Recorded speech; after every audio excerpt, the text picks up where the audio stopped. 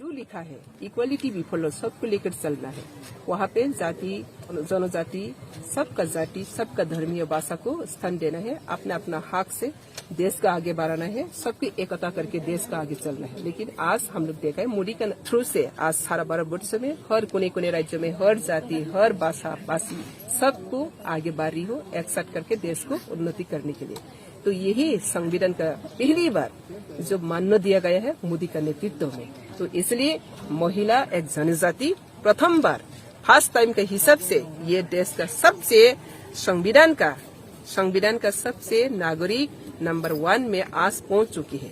ये मैसेज यही है, इंडिया एक ग्लोरियस हिस्ट्री और विक्ट्री हिस्ट्री बनना जा रही हो और वर्ल्ड वाइड अभी इंडिया को सभी जय जय कहने लग रही है। वेलकम वेलकम स्वागतम स्वागतम स्वागतम स्वागतम स्वागतम स्वागतम।